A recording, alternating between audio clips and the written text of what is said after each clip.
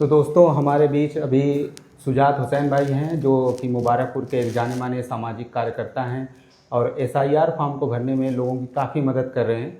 तो आइए आपसे जुड़े सवालों को इनसे लेते हैं और पूछते हैं कि एसआईआर फॉर्म को कैसे बड़ी आसानी से भरा जा सकता है। इस वीडियो में हम ये समझेंगे कि अगर आपका नाम 2025 की लिस्ट में है, आपके दादा दादी और आपके माता पिता का नाम 2003 की लिस्ट में नहीं है, यानी आपके पास कोई भी ऐसा दस्तावेज़ नहीं है भरने के लिए इस फॉर्म को, क्योंकि 2003 में अगर आपका नाम होता तो आप ये भरते, 2003 की लिस्ट में अगर आपके माता पिता का नाम होता तो आप ये भरते, लेकिन आपके पास दोनों नहीं है।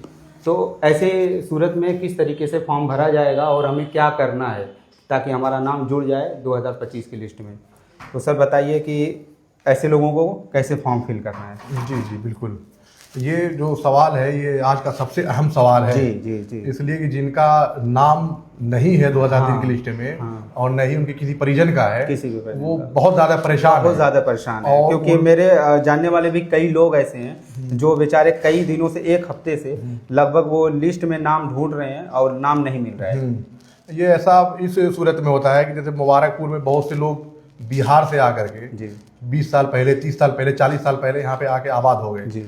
अब उनका रिश्ता वहाँ से टूट गया, जो उनका आबाई वतन है और उनका वहाँ से किसी से ताल्लुक भी नहीं है, तो उनको ढूंढने में और मिलान करने में बहुत मुश्किल हो रही है, तो वहाँ से लिस्ट लेने में। ऐसा भी है और ऐसा भी बहुत लोग मैं देखा हूँ जो पुश्तैनी यहाँ से रह रहे हैं, लेकिन किसी कारणवश उनके माता पिता का नाम इसमें छूट गया है और उसके पहले की जो लिस्ट देख रहे हैं, जैसे 1995 वाली लिस्ट हो गई, उसमें नाम मिल रहा है उनका, लेकिन हमें जो जानकारी देनी है 2003 के हिसाब से, तो वो काफ़ी परेशान है। तो देखिए, जो डॉक्यूमेंट्स की बात जो हो रही है, जिनको दस्तावेज देना है, वो ऐसे ही लोगों को दस्तावेज देना है। दस्तावेज का जो नियम लागू है वो ऐसे ही लोगों को देना है, यानी दस्तावेज अभी किसी को नहीं देना है। हाँ, तो एक मिनट आपको रोकूंगा क्योंकि आज मेरी एक बीएलओ से जब मुलाकात हुई तो मैंने उनसे पूछा तो उन्होंने कहा कि नहीं, तो आपको कागजात जो हैं देना है, सबको देना है, कुछ न कुछ डॉक्यूमेंट आप लगा के दीजिए ताकि जब हम फॉर्म सबमिट करने जाएं तो हम दोबारा वहां से रिटर्न ना हो इनकेस अगर किसी ने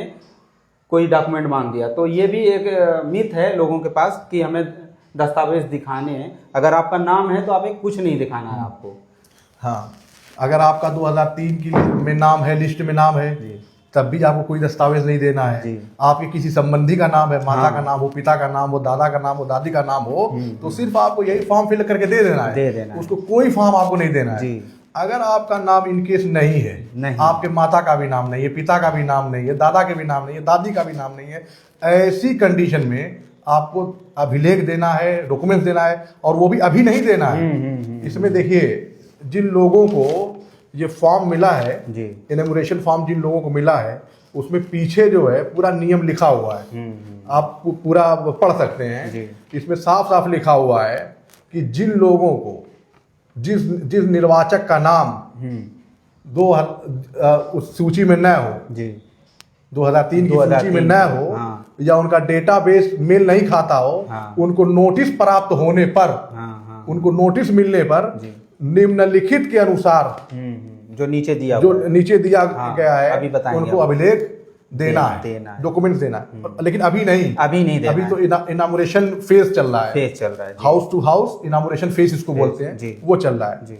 ये देना होगा। जैसे मान लीजिए कि कोई व्यक्ति है, वो 1987 से पहले का जन्मा है, उसका जन्म 1987 से पहले का हुआ है, और उसका नाम नहीं है, न उसके माता का है, न पिता का है, न दादा का है, न दादी का, किसी का भी नाम नहीं। आप इसको छोड़ दीजिए, नीचे वाला कुछ भी मत भरिए, नीचे का दोनों लेफ्ट और राइट दोनों छोड़ दीजिए, कुछ भी मत भरिए, और बीएलओ को अवगत करा दीजिए। फिर वो बीएलओ जो है अपने सुपरवाइजर्स को और वहाँ वो लोग जो है ईआरओ को अवगत करा देंगे। आपको नोटिस आएगी, जब नोटिस आएगी तो 1987 से पहले जिन लोगों का जन्म हुआ है यहाँ भारत के, जो भारतवासी हैं, उनको सिर्फ एक डॉक्यूमेंट, सिर्फ एक कागज, नीचे दिए गए जो 11 कागज हैं, 11 कागज में से सिर्फ कोई एक कागज उनको देना है। एक कागज, आपके पास पासपोर्ट है, सिर्फ पासपोर्ट दे दीजिए, और मतलब कुछ है, जाति प्रमाण पत्र है, निवास प्रमाण पत्र है, कुछ भी है, आप एक दे दीजिए, आप एलिजिबल हो जाएंगे।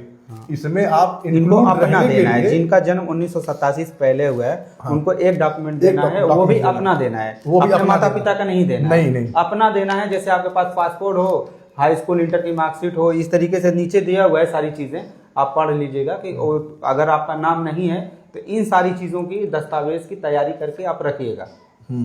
और मान लीजिए जिसका जन्म 1 जुलाई 1987 से लेकर के 2004 होगा शायद, 2004 तक, हाँ जी, 2 दिसंबर 2004 के बीच में हुआ है जिनका जन्म जी, और उनका नाम न हो 2003 की सूची में, न उनके पिता का हो, न माता का हो, न दादा का हो, न दादी का हो, खानदान में किसी का नाम न हो, तो उनको जो है 2 डॉक्यूमेंट्स देना है। एक तो अपना डॉक्यूमेंट देना है खुद का, और एक डॉक्यूमेंट माता या पिता में से किसी एक का। जैसे यहाँ पे मैं समझना चाहूँगा आपसे कि जैसे 2 डॉक्यूमेंट उनको देना है। एक अगर उसके पास पासपोर्ट है, उसने अपना पासपोर्ट लगा दिया, दूसरा अपने पिता का पासपोर्ट अगर दे रहा है, हाँ, उसकी फोटो का, दोनों हो जाएगा ना। हाँ, फिर ये ये चीजें नहीं होंगी ना कि नहीं दोनों पासपोर्ट नहीं देना है। नहीं, ऐसा नहीं, ऐसा नहीं। अपने पिता का अगर पासपोर्ट अगर दे रहा है इन केस, तो पिता का पासपोर्ट और अपना पासपोर्ट दे देगा, तो ये काफी हो जाएगा उसके लिए। ठीक है, पिता का ना हो तो माता का दे दे। इसमें आधार नहीं है वैलिड, आधार कार्ड नहीं होगा ना मेरे ख्याल से। आधार कार्ड जो है इसमें वैकल्पिक है, और आधार कार्ड अगर आप देते हैं तो वो आप एज अ प्रूफ नहीं दे सकते। एज अ प्रूफ वही कह रहा हूँ कि जैसे जो प्रूफ डॉक्यूमेंट दिखाना है उसमें आधार कार्ड नहीं है, तो आधार कार्ड के अलावा जितने डॉक्यूमेंट्स हैं सब रेडी रखिएगा अगर आपका नाम नहीं है तो। और अब तीसरा केस ये है, तीसरी कैटेगरी, कि जिन लोगों का जन्म 2004 के बाद हुआ है जी, 2 फरवरी 2004 के बाद जिन लोगों का जन्म हुआ है, अगर उनका नाम न हो सूची में, और होगा भी नहीं इसलिए कि 2003 की सूची में उनका नाम नहीं होगा, उसके बाद वो जन्म लिया है उन्होंने, न उनके माता का हो, न पिता का हो, न दादा का हो, न दादी का हो, यानी किसी परिजन का कुछ भी ना हो, ऐसी सूरत में उनको 3 डॉक्यूमेंट देना है। एक तो अपना देना है, एक पिता का देना है, और तीसरे जो है माता का भी देना है। अच्छा, इसके पीछे एक लॉजिक है जो 1987 और 2004, इसका क्या मतलब है? क्या मतलब? लोग बहुत कंफ्यूज है इसका क्या मतलब है? इसका क्या रीजन है, मैं बता दूं आप लोगों को। असल में जो हिंदुस्तान का नागरिकता का जो कानून है, उस कानून के मुताबिक 1 जुलाई 1987 से पहले जन्म लेने वाला कोई भी भारतवासी जो भारत में रह रहा है, उसका जन्म 1 जुलाई 1987 से पहले हुआ है, उसके माता पिता चाहे हिंदुस्तानी हो या न हो, वो हिंदुस्तान का नागरिक माना जाएगा। अच्छा। जो नागरिकता कानून अभी आने वाला है, नागरिकता कानून तो शुरू से है ना। अच्छा। हिंदुस्तान का जो नागरिकता कानून है उसके मुताबिक 1 जुलाई 1987 से पहले जिन लोगों का जन्म भारत में हुआ हो, उसके माता पिता विदेशी भी अगर हो, तब भी वो भारतीय माने जाएंगे। उनको मतलब उनके माता पिता का भारतीय होना जरूरी नहीं, इसलिए उन्हें डॉक्यूमेंट्स, हाँ, इसलिए सिर्फ उनका डॉक्यूमेंट चाहिए, माता पिता चाहिए। जी। अब उसके 1 जुलाई 1987 से लेकर 2004 के बीच में कानून बदल रहा है। 1 जुलाई 1987 से लेकर 2 दिसंबर 2004 के बीच में कानून ये था कि जो भी इस दौरान जो भी बच्चा भारत में जन्म लेगा और भारत में रह रहा हो, भारत का निवासी हो, तो उसकी माता या पिता में से कोई भी व्यक्ति अगर भारतीय है, उसकी माता भारतीय है, उसके पिता जो है फॉरेनर है, तो भी वो भारतीय माना जाएगा। उसके जो है पिता भारतीय हो, माता फॉरेनर हो, तो भी वो भारतीय माना जाएगा। लेकिन 2004 के बाद 2 दिसंबर 2004 के बाद भारतीय वही होगा, इंडियन वही होगा जिसके माता भी इंडियन हो और पिता भी इंडियन हो। कानून चेंज हो गया, ये कानून चेंज हो गया। इसको जो सिटीजनशिप अमेंडमेंट एक्ट है उससे मत जोड़ा जाए, वो एक अलग चीज, ये अलग चीज है, ये अलग चीज है। हाँ, ये लॉजिक मैं बता रहा हूँ क्यों है। इसलिए 3 तरह के डॉक्यूमेंट्स जो हैं कि अनिवार्य इसमें, इसलिए 3 तरह के डॉक्यूमेंट्स अनिवार्य हैं। हाँ। अब तो इसमें तो सारी चीज़ें क्लियर हो गई।